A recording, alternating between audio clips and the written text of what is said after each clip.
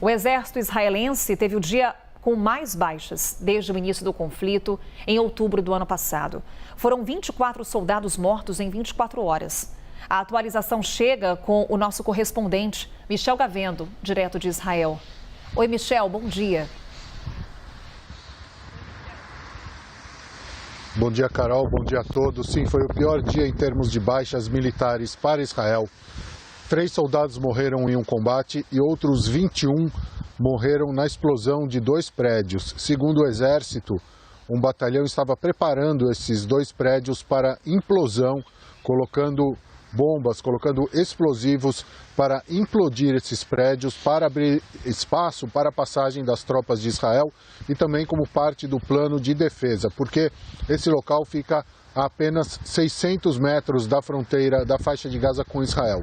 Segundo o Exército, essa explosão aconteceu quando o Hamas identificou as tropas de Israel colocando explosivos nesses prédios e disparou uma granada por foguete, uma granada impulsionada por foguete, causou a explosão e pelo menos 21 soldados morreram. Ao todo, 24 soldados no mesmo dia, já são mais de 500 soldados de Israel mortos nessa guerra desde o dia 7 de outubro, pelo menos 200 desde o início da incursão terrestre, ou seja, dentro da faixa de Gaza. O premier Benjamin Netanyahu, claro, fez uma declaração de condolências, mas repetiu que vai continuar a ação militar até a vitória total.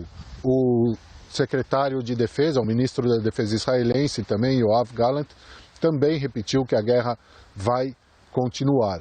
Israel faz essa incursão agora, onde aconteceu esse incidente de 21 soldados mortos, na cidade de Khan Yunis, que Israel chama de a capital do terror, no sul da faixa de Gaza, porque, segundo os militares, lá estão escondidos os principais líderes do Hamas que continuam na faixa de Gaza.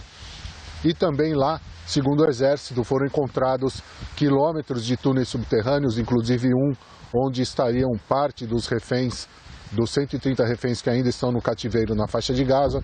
Segundo o Exército, foram encontrados também fábricas de armas, campos de treinamento e muita munição do Hamas. Os ataques de Israel também atingem os arredores do hospital de Khan Yunis, colocando pânico na população. Segundo o Ministério da Saúde palestino, mais de 160 pessoas morreram desde ontem nesses ataques de Israel. Os palestinos dizem que também já não há espaço nos cemitérios e que as forças de resgate não conseguem chegar nos corpos, então eles estão sendo enterrados em covas ao lado do cemitério, covas improvisadas. Desde o início da guerra, mais de 25 mil palestinos morreram, mais de 1.200 civis israelenses, segundo o Exército, mais de 500 soldados.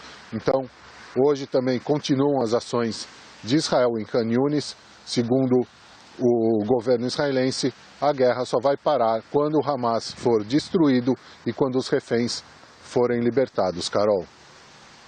Obrigada, Michel. Seguimos nesse assunto com o Américo Martins, trazendo para a gente a leitura do que está acontecendo nesse momento. Você tem baixas dentro do exército israelense e você ainda tem cidadãos israelenses em poder do grupo Hamas. Trouxemos uma informação aqui na CNN de que há uma proposta na mesa no momento, que é o Hamas deixar a faixa de Gaza em troca de uma trégua nesse conflito e a libertação de todos os reféns. Quais são as chances desse acordo ir para frente, Américo? Muito difícil esse acordo progredir, Carol. Foi um acordo que a CNN conseguiu apurar com as suas fontes, que o governo israelense pediria a saída desses líderes do Hamas da faixa de Gaza, lembrando que existem líderes do Hamas que vivem no Catar e outros no Líbano. Um deles no Líbano foi morto por um bombardeio israelense durante esta guerra, o que provocou ali, inclusive, muitas críticas do Hezbollah, que é aliado do Hamas e opera ali no sul do Líbano.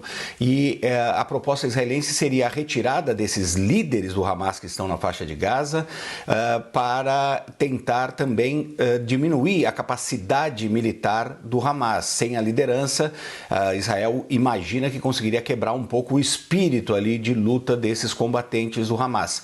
Obviamente, Israel também exige a libertação desses cerca de 130 reféns israelenses e de outras nacionalidades que estão na mão do Hamas, num evidente crime de guerra. É muito difícil que isso progrida, por quê? Em primeiro lugar, Israel tem tido muita dificuldade para conseguir chegar a esses líderes do Hamas dentro da faixa de Gaza.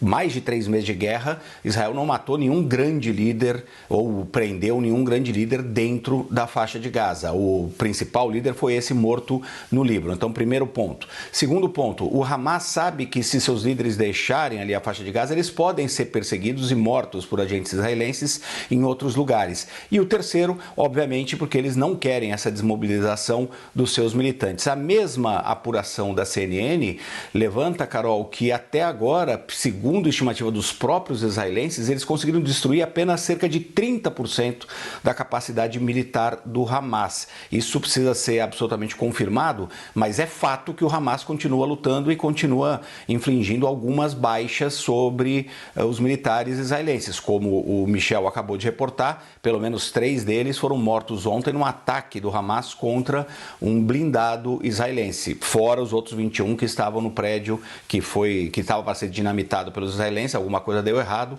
o prédio desabou, matou 21 soldados. Essas mortes dos soldados, Carol, também aumentam a pressão sobre o Benjamin Netanyahu, o primeiro-ministro israelense. Ele está sob um fogo muito intenso, especialmente dos familiares dos reféns que querem uma resolução para a crise.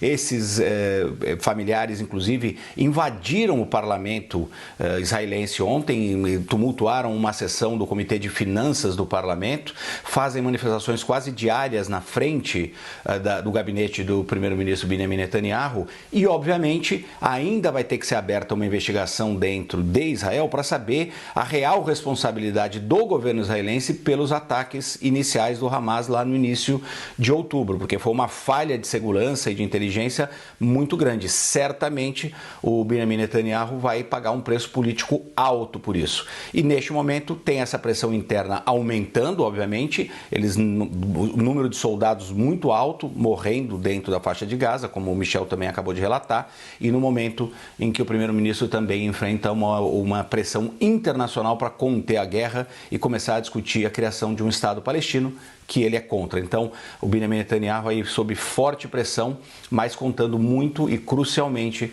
com o apoio dos extremistas de direita que estão no governo dele.